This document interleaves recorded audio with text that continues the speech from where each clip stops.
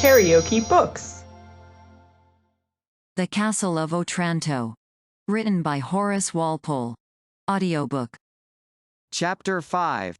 Every reflection which Manfred made on the friar's behavior, conspired to persuade him that Jerome was privy to an amour between Isabella and Theodore.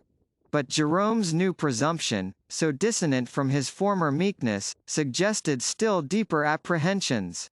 The prince even suspected that the friar depended on some secret support from Frederick, whose arrival, coinciding with the novel appearance of Theodore, seemed to bespeak a correspondence. Still more was he troubled with the resemblance of Theodore to Alfonso's portrait. The latter he knew had unquestionably died without issue. Frederick had consented to bestow Isabella on him. These contradictions agitated his mind with numberless pangs. He saw but two methods of extricating himself from his difficulties. The one was to resign his dominions to the Marquis, pride, ambition, and his reliance on ancient prophecies, which had pointed out a possibility of his preserving them to his posterity, combated that thought. The other was to press his marriage with Isabella. After long ruminating on these anxious thoughts, as he marched silently with Hippolyta to the castle, he at last discoursed with that princess on the subject of his disquiet, and used every insinuating and plausible argument to extract her consent to, even her promise of promoting the divorce. Hippolyta needed little persuasions to bend her to his pleasure. She endeavored to win him over to the measure of resigning his dominions, but finding her exhortations fruitless, she assured him, that as far as her conscience would allow, she would raise no opposition to a separation, though without better founded scruples than what he yet alleged, she would not engage to be active in demanding it. This compliance, though inadequate, was sufficient to raise Manfred's hopes. He trusted that his power and wealth would easily advance his suit at the court of Rome, whither he resolved to engage Frederick to take a journey on purpose. That prince had discovered so much passion for Matilda, that Manfred hoped to obtain all he wished by holding out or withdrawing his daughter's charms, according as the Marquis should appear more or less disposed to cooperate in his views. Even the absence of Frederick would be a material point gained, until he could take further measures for his security. Dismissing Hippolyta to her apartment, he repaired to that of the Marquis. But crossing the great hall through which he was to pass, he met Bianca. The damsel he knew was in the confidence of both the young ladies. It immediately occurred to him to sift her on the subject of Isabella and Theodore. Calling her aside into the recess of the oriel window of the hall, and soothing her with many fair words and promises, he demanded of her whether she knew aught of the state of Isabella's affections. "Ay, my lord. No, my lord, yes, my lord, poor lady. She is wonderfully alarmed about her father's wounds, but I tell her he will do well. Don't your highness think so?" "I do not ask you," replied Manfred, "what she thinks about her father, but you are in her secrets. Come, be a good girl and tell me, is there any young man, you understand me? Lord bless me. Understand your highness? No, not I. I told her a few vulnerary herbs and repose." "I am not talking," replied the prince, impatiently, "about her father. I know he will do well. Bless me, I rejoice to hear your highness say so, for though I thought it not right to let my young lady despond, methought his greatness had a wan look, and a something. I remember when young Ferdinand was wounded by the Venetian."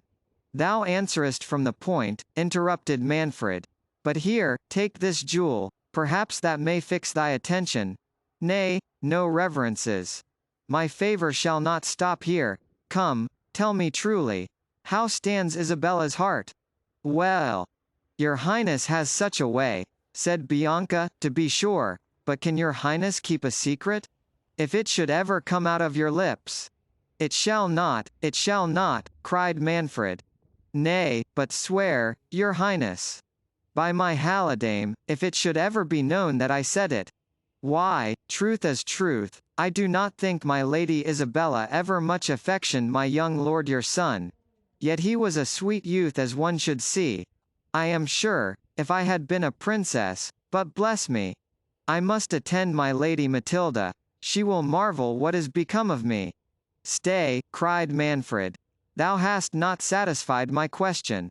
Hast thou ever carried any message, any letter? Aye. Good gracious, cried Bianca, I carry a letter? I would not to be a queen. I hope your highness thinks, though I am poor, I am honest. Did your highness never hear what Count Marsigli offered me, when he came a-wooing to my lady Matilda? I have not leisure, said Manfred, to listen to thy tale. I do not question thy honesty. But it is thy duty to conceal nothing from me. How long has Isabella been acquainted with Theodore? Nay, there is nothing can escape your highness, said Bianca, not that I know anything of the matter. Theodore, to be sure, is a proper young man, and, as my lady Matilda says, the very image of good Alfonso. Has not your highness remarked it? Yes, yes, no, thou torturest me, said Manfred. Where did they meet? When? Who? My lady Matilda? Said Bianca. No, no, not Matilda. Isabella. When did Isabella first become acquainted with this Theodore? Virgin Mary, said Bianca, how should I know? Thou dost know, said Manfred, and I must know, I will. Lord. Your highness is not jealous of young Theodore, said Bianca. Jealous? No, no. Why should I be jealous? Perhaps I mean to unite them, if I were sure Isabella would have no repugnance. Repugnance? No, I'll warrant her, said Bianca, he is as comely a youth as ever trod on Christian ground. We are all in love with him, there is not a soul in the castle but would be rejoiced to have him for our prince. I mean, when it shall please heaven to call your highness to itself. Indeed, said Manfred, has it gone so far? Oh. This cursed friar.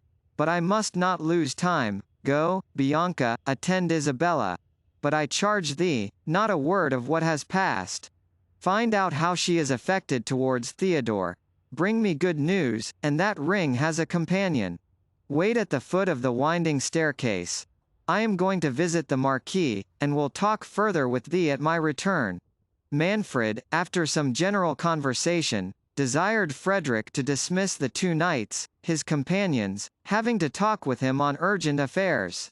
As soon as they were alone, he began in artful guise to sound the Marquis on the subject of Matilda, and finding him disposed to his wish, he let drop hints on the difficulties that would attend the celebration of their marriage, unless, at that instant Bianca burst into the room with a wildness in her look and gestures that spoke the utmost terror. Oh! My lord, cried she, we are all undone. It is come again. It is come again. What is come again? Cried Manfred amazed. Oh! The hand! The giant! The hand! Support me! I am terrified out of my senses, cried Bianca. I will not sleep in the castle tonight. Where shall I go? My things may come after me tomorrow. Would I had been content to wed Francesco. This comes of ambition. What has terrified thee thus, young woman? Said the Marquis. Thou art safe here, be not alarmed. Oh! Your greatness is wonderfully good, said Bianca, but I dare not, no, pray let me go. I had rather leave everything behind me, than stay another hour under this roof. Gotha, thou hast lost thy senses, said Manfred.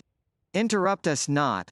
We were communing on important matters, my lord. This wench is subject to fits. Come with me, Bianca. Oh! The saints! No, said Bianca, for certain it comes to warn your highness. Why should it appear to me else? I say my prayers morning and evening, oh! If your highness had believed Diego! 'Tis the same hand that he saw the foot to in the gallery chamber. Father Jerome has often told us the prophecy would be out one of these days. Bianca, said he, mark my words. Thou ravest, said Manfred, in a rage. Be gone, and keep these fooleries to frighten thy companions. What? My lord, cried Bianca, do you think I have seen nothing? Go to the foot of the great stairs yourself, as I live I saw it. Saw what? Tell us, fair maid, what thou hast seen, said Frederick. Can your highness listen, said Manfred, to the delirium of a silly wench, who has heard stories of apparitions until she believes them? This is more than fancy, said the Marquis. Her terror is too natural and too strongly impressed to be the work of imagination. Tell us, fair maiden, what it is has moved thee thus. Yes, my lord, thank your greatness, said Bianca. I believe I look very pale. I shall be better when I have recovered myself. I was going to my Lady Isabella's chamber, by his highness's order. We do not want the circumstances, interrupted Manfred. Since his highness will have it so, proceed, but be brief. Lord.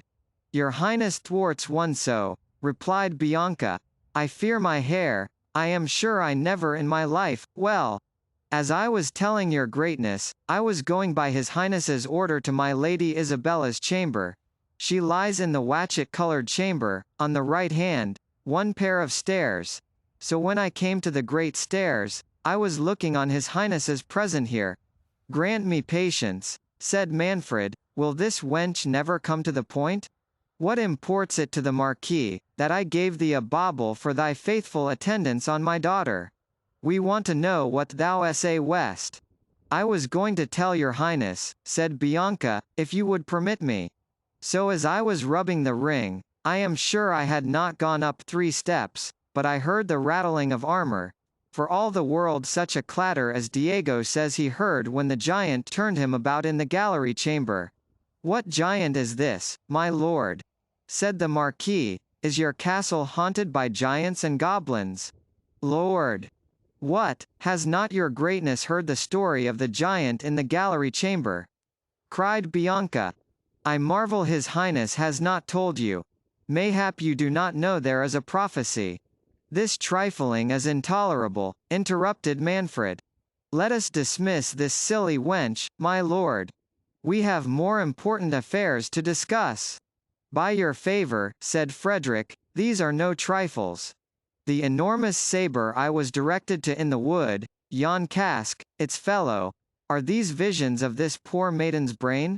So Jaques thinks, may it please your greatness, said Bianca.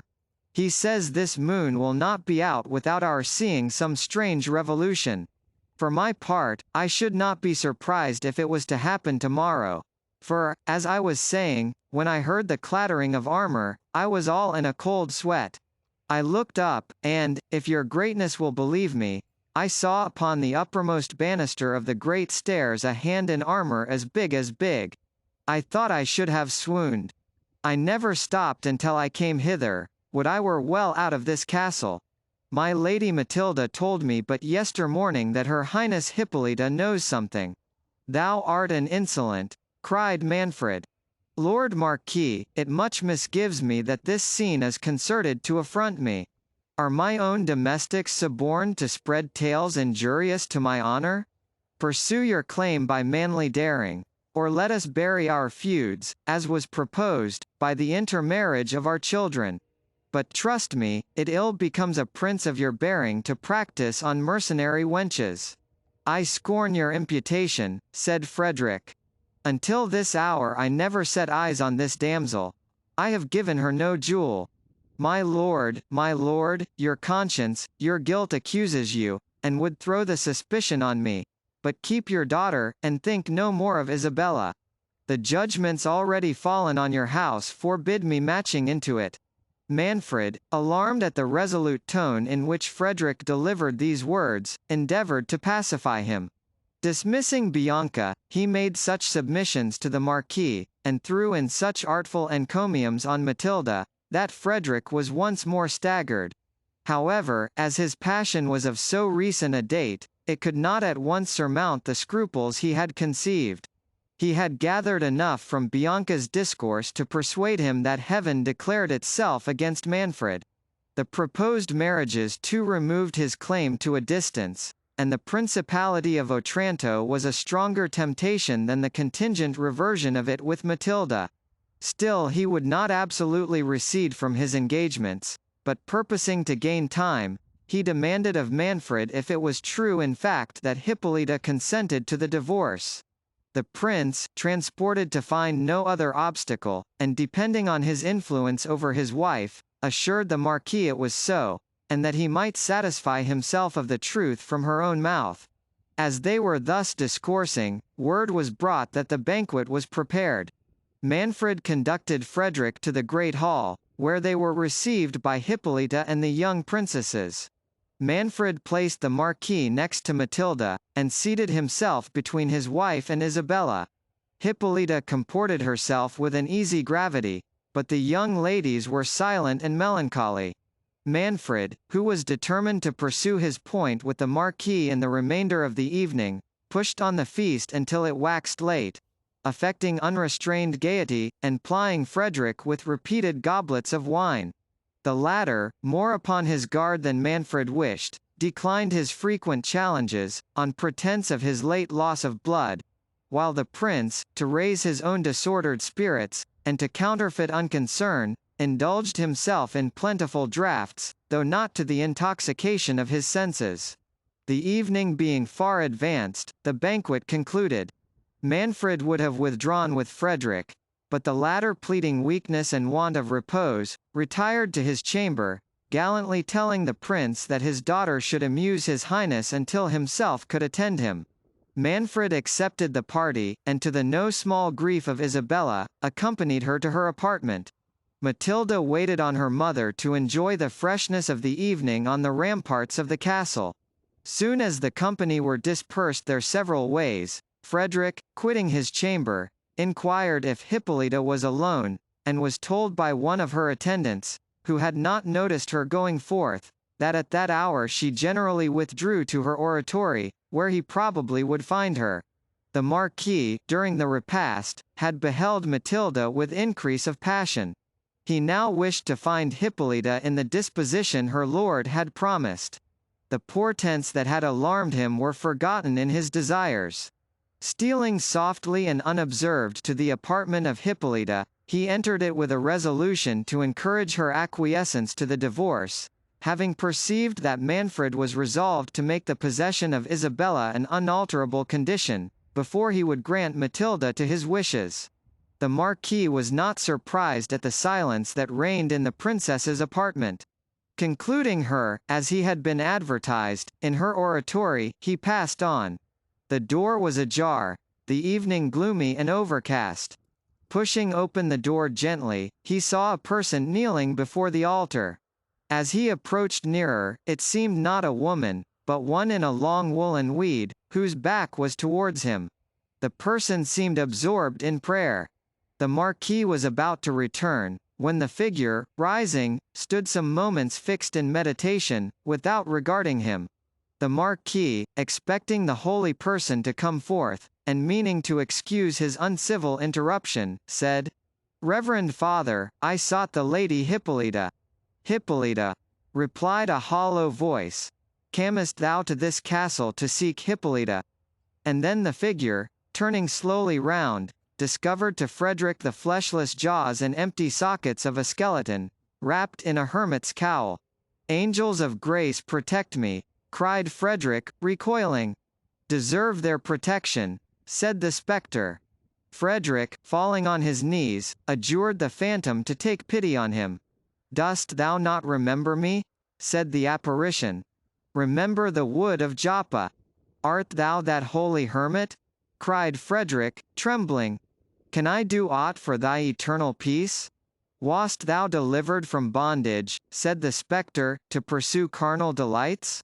Hast thou forgotten the buried sabre, and the behest of heaven engraven on it?" I have not," said Frederick. "But say, blessed spirit, what is thy errand to me? What remains to be done?" "To forget Matilda," said the apparition, and vanished. Frederick's blood froze in his veins. For some minutes he remained motionless. Then falling prostrate on his face before the altar, he besought the intercession of every saint for pardon. A flood of tears succeeded to this transport, and the image of the beauteous Matilda rushing in spite of him on his thoughts, he lay on the ground in a conflict of penitence and passion. Ere he could recover from this agony of his spirits, the Princess Hippolyta with a taper in her hand entered the oratory alone. Seeing a man without motion on the floor, she gave a shriek, concluding him dead. Her fright brought Frederick to himself. Rising suddenly, his face bedewed with tears, he would have rushed from her presence, but Hippolyta stopping him, conjured him in the most plaintive accents to explain the cause of his disorder, and by what strange chance she had found him there in that posture. "Ah, virtuous princess," said the Marquis, penetrated with grief, and stopped. "For the love of heaven, my lord," said Hippolyta, "disclose the cause of this transport. What mean these doleful sounds, this alarming exclamation on my name? What woes has heaven still in store for the wretched Hippolyta? Yet silent. By every pitying angel, I adjure thee, noble prince," continued she, falling at his feet, "to disclose the purport of what lies at thy heart. I see thou feelest for me. Thou feelest the sharp pangs that thou inflictest. Speak, for pity. Does aught thou knowest concern my child?" "I cannot speak," cried Frederick, bursting from her. "Oh, Matilda!" Quitting the princess thus abruptly, he hastened to his own apartment. At the door of it he was accosted by Manfred, who flushed by wine and love had come to seek him, and to propose to waste some hours of the night in music and revelling. Frederick, offended at an invitation so dissonant from the mood of his soul, pushed him rudely aside, and entering his chamber, flung the door intemperately against Manfred, and bolted it inwards. The haughty prince, enraged at this unaccountable behavior, withdrew in a frame of mind capable of the most fatal excesses. As he crossed the court, he was met by the domestic whom he had planted at the convent as a spy on Jerome and Theodore. This man, almost breathless with the haste he had made, informed his lord that Theodore, and some lady from the castle were, at that instant, in private conference at the tomb of Alfonso in St. Nicholas's church. He had dogged Theodore thither, but the gloominess of the night had prevented his discovering who the woman was. Manfred, whose spirits were inflamed, and whom Isabella had driven from her on his urging his passion with too little reserve, did not doubt but the inquietude she had expressed had been occasioned by her impatience to meet Theodore. Provoked by this conjecture, and enraged at her father, he hastened secretly to the great church. Gliding softly between the aisles, and guided by an imperfect gleam of moonshine that shone faintly through the illuminated windows, he stole towards the tomb of Alfonso, to which he was directed by indistinct whispers of the persons he sought. The first sounds he could distinguish were, "Does it, alas, depend on me? Manfred will never permit our union. No, this shall prevent it," cried the tyrant, drawing his dagger, and plunging it over her shoulder into the bosom of the person that spoke. "Ah, me, I am slain," cried Matilda, sinking. "Good heaven, receive my soul. Savage, inhuman monster, what hast thou done?" cried Theodore, rushing on him, and wrenching his dagger from him. "Stop, stop thy impious hand," cried Matilda, "it is my father." Manfred, waking as from a trance, beat his breast, twisted his hands in his locks, and endeavoured to recover his dagger from Theodore to dispatch himself. Theodore, scarce less distracted, and only mastering the transports of his grief to assist Matilda, had now by his cries drawn some of the monks to his aid. While part of them endeavoured, in concert with the afflicted Theodore, to stop the blood of the dying princess, the rest prevented Manfred from laying violent hands on himself. Matilda, resigning herself patiently to her fate, acknowledged with looks of grateful love the zeal of Theodore. Yet oft as her faintness would permit her speech its way, she begged the assistance to comfort her father. Jerome, by this time, had learnt the fatal news, and reached the church. His looks seemed to reproach Theodore, but turning to Manfred, he said, "Now, tyrant, behold the completion of woe fulfilled on thy impious and devoted head. The blood of Alfonso cried to heaven for vengeance, and heaven has permitted its altar to be polluted by assassination. that thou mightest shed thy own blood at the foot of that prince's sepulchre. Cruel man! Cried Matilda, to aggravate the woes of a parent. May heaven bless my father, and forgive him as I do. My lord, my gracious sire, dost thou forgive thy child? Indeed, I came not hither to meet Theodore.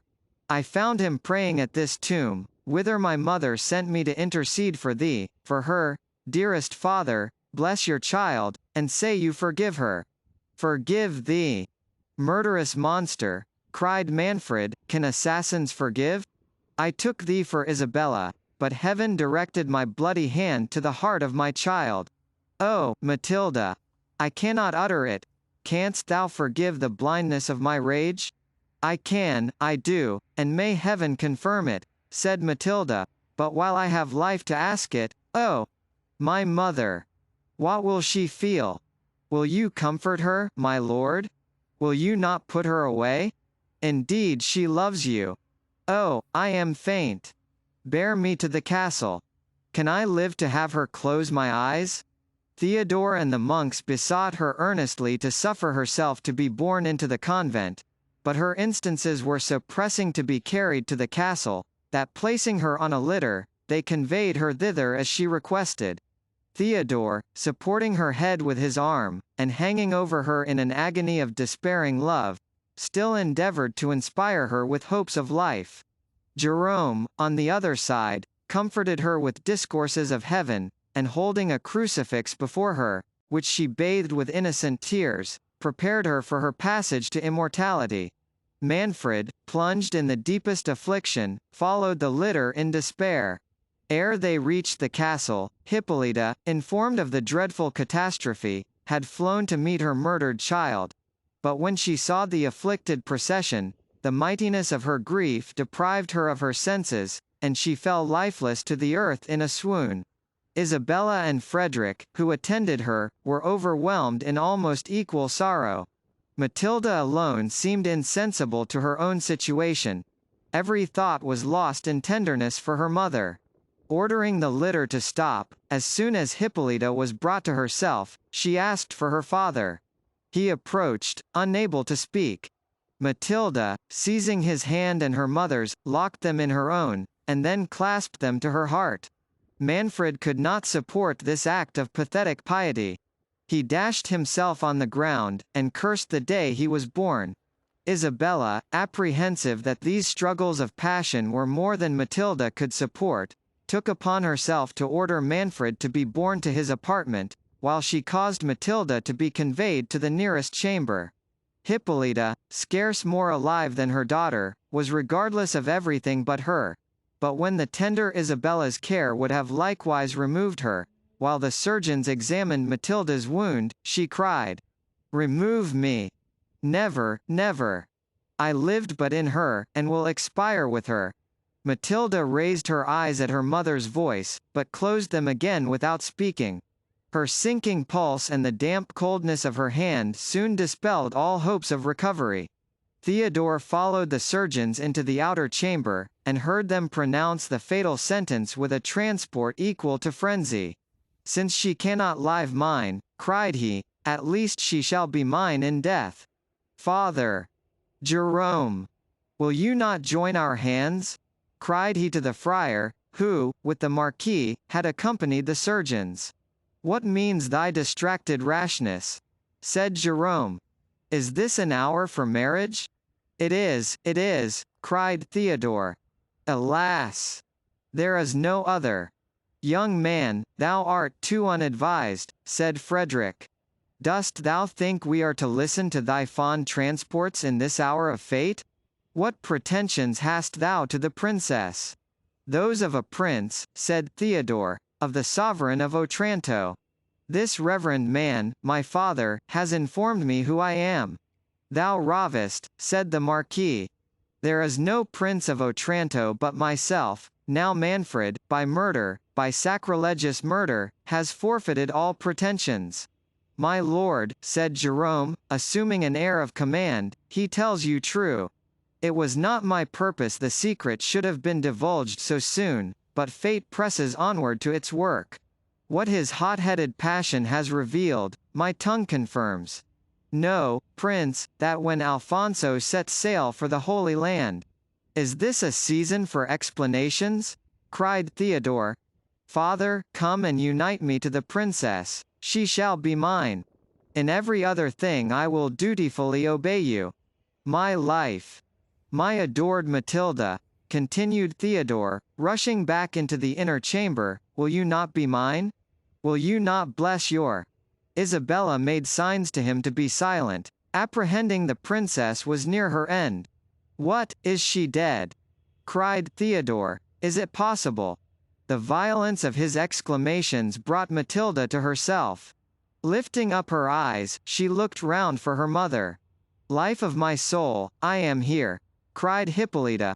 Think not I will quit thee. Oh, you are too good, said Matilda. But weep not for me, my mother. I am going where sorrow never dwells. Isabella, thou hast loved me. Wouldst thou not supply my fondness to this dear, dear woman? Indeed I am faint. Oh, my child, said Hippolyta in a flood of tears, can I not withhold thee a moment? It will not be, said Matilda. Commend me to heaven, where is my father? Forgive him, dearest mother, forgive him my death, it was an error. Oh, I had forgotten, dearest mother, I vowed never to see Theodore more, perhaps that has drawn down this calamity, but it was not intentional, can you pardon me? Oh, wound not my agonizing soul, said Hippolyta, thou never couldst offend me, alas! She faints. Help! Help! I would say something more, said Matilda, struggling, but it cannot be, Isabella, Theodore, for my sake, oh! She expired. Isabella and her women tore Hippolyta from the corpse, but Theodore threatened destruction to all who attempted to remove him from it. He printed 1,000 kisses on her clay-cold hands, and uttered every expression that despairing love could dictate. Isabella, in the meantime, was accompanying the afflicted Hippolyta to her apartment. But, in the middle of the court, they were met by Manfred, who, distracted with his own thoughts, and anxious once more to behold his daughter, was advancing to the chamber where she lay. As the moon was now at its height, he read in the countenances of this unhappy company the event he dreaded. What? Is she dead? Cried he in wild confusion. A clap of thunder at that instant shook the castle to its foundations. The earth rocked, and the clank of more than mortal armor was heard behind. Frederick and Jerome thought the last day was at hand. The latter, forcing Theodore along with them, rushed into the court. The moment Theodore appeared, the walls of the castle behind Manfred were thrown down with a mighty force, and the form of Alfonso, dilated to an immense magnitude, appeared in the center of the ruins. Behold in Theodore the true heir of Alfonso, said the vision, and having pronounced those words, accompanied by a clap of thunder, it ascended solemnly towards heaven, where the clouds parting asunder, the form of Saint Nicholas was seen, and receiving Alfonso's shade, they were soon wrapped from mortal eyes in a blaze of glory. The beholders fell prostrate on their faces, acknowledging the divine will. The first that broke silence was Hippolyta. My lord, said she to the desponding Manfred, behold the vanity of human greatness. Conrad is gone. Matilda is no more. In Theodore we view the true prince of Otranto. By what miracle he is so I know not, suffice it to us, our doom is pronounced. Shall we not, can we but dedicate the few deplorable hours we have to live, in deprecating the further wrath of heaven? Heaven ejects us, whither can we fly, but to yon holy cells that yet offer us a retreat? Thou guiltless but unhappy woman! Unhappy by my crimes, replied Manfred, my heart at last is open to thy devout admonitions. Oh! But it cannot be, ye are lost in wonder, let me at last do justice on myself. To heap shame on my own head is all the satisfaction I have left to offer to offended heaven. My story has drawn down these judgments. Let my confession atone, but, ah! What can atone for usurpation and a murdered child? A child murdered in a consecrated place? List, sirs, and may this bloody record be a warning to future tyrants. Alfonso, ye all know, died in the Holy Land. Ye would interrupt me. Ye would say he came not fairly to his end. It is most true. Why else this bitter cup which Manfred must drink to the dregs?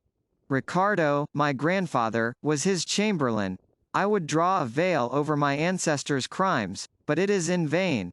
Alfonso died by poison. A fictitious will declared Ricardo his heir. His crimes pursued him, yet he lost no Conrad, no Matilda. I pay the price of usurpation for all. A storm overtook him. Haunted by his guilt, he vowed to Saint Nicholas to found a church and 2 convents, if he lived to reach Otranto. The sacrifice was accepted. The saint appeared to him in a dream, and promised that Ricardo's posterity should reign in Otranto until the rightful owner should be grown too large to inhabit the castle, and as long as issue male from Ricardo's loins should remain to enjoy it. Alas! Alas! Nor male nor female, except myself, remains of all his wretched race. I have done, the woes of these 3 days speak the rest. How this young man can be Alfonso's heir I know not, yet I do not doubt it. His are these dominions, I resign them, yet I knew not Alfonso had an heir. I question not the will of heaven, poverty and prayer must fill up the woeful space, until Manfred shall be summoned to Ricardo. What remains is my part to declare, said Jerome. When Alfonso set sail for the Holy Land he was driven by a storm to the coast of Sicily. The other vessel, which bore Ricardo and his train, as your lordship must have heard, was separated from him. It is most true, said Manfred, and the title you give me is more than an outcast can claim. Well, be it so, proceed. Jerome blushed, and continued. For 3 months Lord Alfonso was wind-bound in Sicily. There he became enamored of a fair virgin named Victoria. He was too pious to tempt her to forbidden pleasures. They were married. Yet deeming this amour incongruous with the holy vow of arms by which he was bound, he determined to conceal their nuptials until his return from the crusade, when he purposed to seek and acknowledge her for his lawful wife. He left her pregnant. During his absence she was delivered of a daughter. But scarce had she felt a mother's pangs ere she heard the fatal rumor of her lord's death, and the succession of Ricardo. What could a friendless, helpless woman do? Would her testimony avail? Yet, my lord, I have an authentic writing. It needs not, said Manfred. The horrors of these days, the vision we have but now seen, all corroborate thy evidence beyond 1,000 parchments. Matilda's death and my expulsion. Be composed, my lord, said Hippolyta. This holy man did not mean to recall your griefs. Jerome proceeded. I shall not dwell on what is needless. The daughter of which Victoria was delivered, was at her maturity bestowed in marriage on me. Victoria died, and the secret remained locked in my breast. Theodore's narrative has told the rest. The friar ceased. The disconsolate company retired to the remaining part of the castle. In the morning Manfred signed his abdication of the principality, with the approbation of Hippolyta, and each took on them the habit of religion in the neighboring convents. Frederick offered his daughter to the new prince, which Hippolyta's tenderness for Isabella concurred to promote. But Theodore's grief was too fresh to admit the thought of another love, and it was not until after frequent discourses with Isabella of his dear Matilda, that he was persuaded he could know no happiness but in the society of one with whom he could forever indulge the melancholy that had taken possession of his soul. KaraokeBooks.